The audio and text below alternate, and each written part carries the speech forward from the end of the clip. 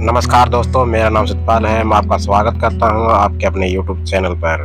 आज की हमारी कहानी का शीर्षक है जादुई सिलाई मशीन। एक गांव में कनीराम नाम का एक बूढ़ा व्यक्ति रहता था।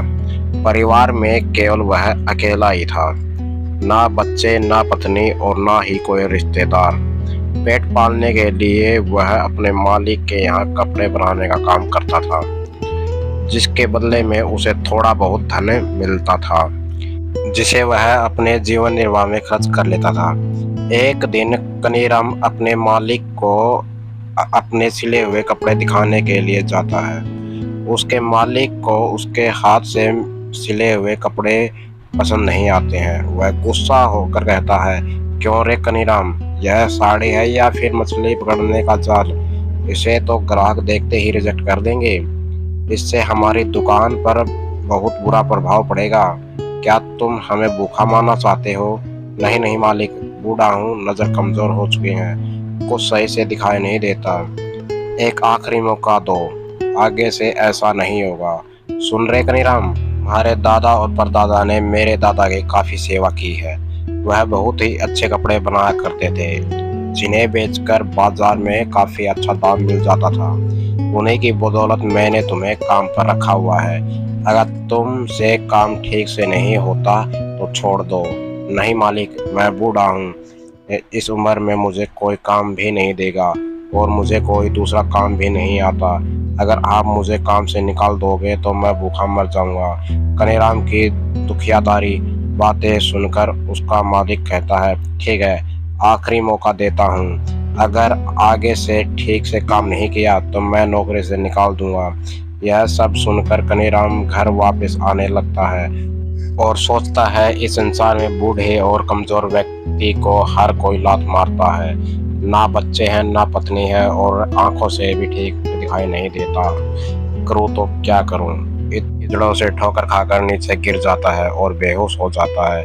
पेड़ की आड़ में खड़ी सफेद साड़ी पहने चुड़ैल को कुछ आवाज सुनाई देती है। जैसे ही वह मुड़कर देखती है, उसे कनीराम जमीन पर बेहोश पड़ा हुआ दिखाई देता है। वह कहती है, मूर्ख इंसान, खुद ही अपनी मौत के मुंह में आ गया है।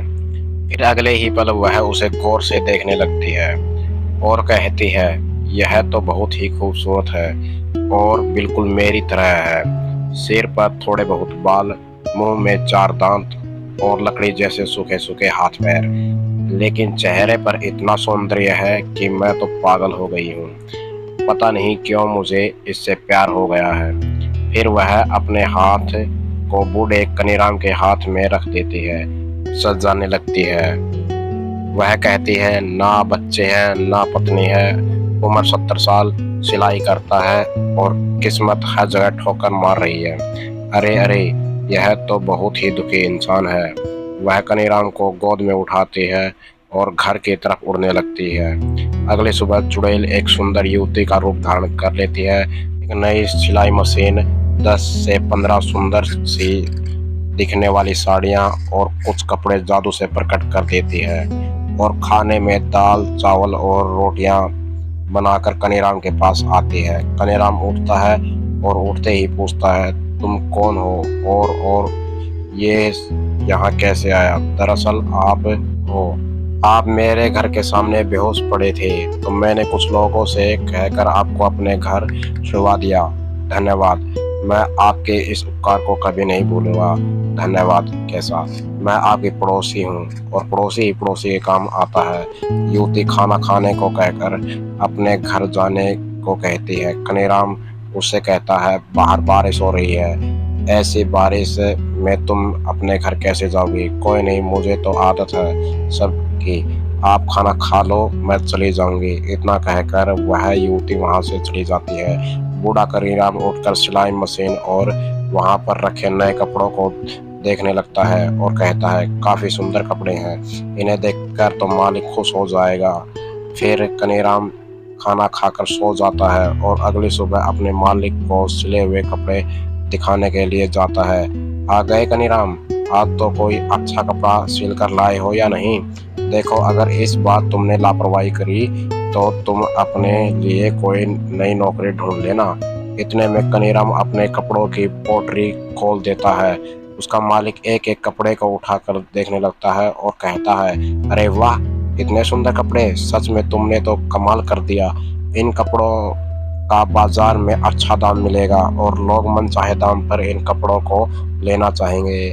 अरे मुनीम सुनो, कनीराम को उसकी मेहनत का फल दे दो और नया कपड़ा और धागा भी दे देना, ताकि कनीराम और नए कपड़े की सिलाई कर सके। यह सुनकर कनीराम काफी खुश होता है और कहता है, धन्यवाद मालिक, अब मैं और अच्छे से काम करूंगा, और पैसे लेकर वहां से चला जाता है। कनीराम के घर जाते ही वह देखता है कि दरवाजा खुला हुआ है। वह आवाज लगाता है, कौन है अंदर?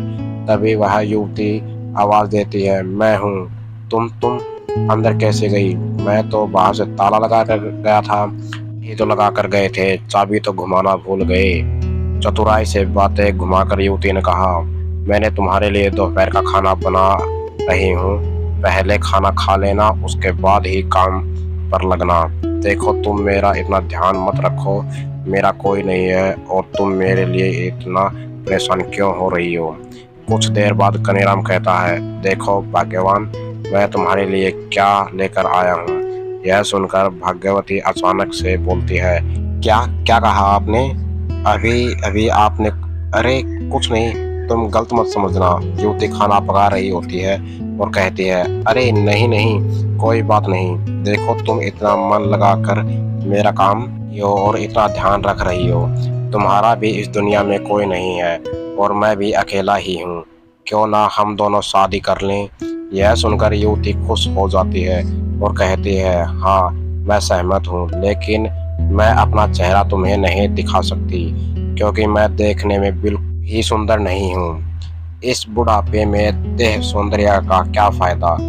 हमें एक दूसरे के साथ की जरूरत है, वही हमारे लिए काफी है। लेकिन फिर भी तुम इस तरह चेहरा ढककर कब तक रहोगी? तुम इसे खोल सकती हो। नहीं नहीं। इतने में कनीराम अपने हाथों से उसका घूंघट उठा देता है। घूंघट उठाते ही वह युवती चुड़ैल के रूप में आ जाती है और भयानक एवं डरावनी आवाज के साथ हंसने लगती है।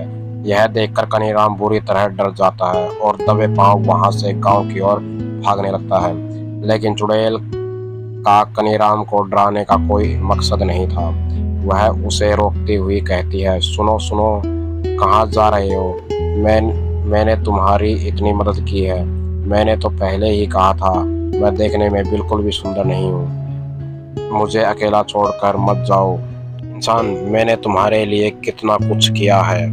रोते हुए कहती है, चलो छोड़ो, मैंने जादुई मशीन और कुछ नए कपड़े अपने जादू से तुम्हारे घर में छोड़ दिए हैं। अपना ध्यान रखना और हंसी खुशी अपना जीवन जीना। डरावनी और भयानक थी, लेकिन स्वभाव से वह काफी कोमल और मददगार थी।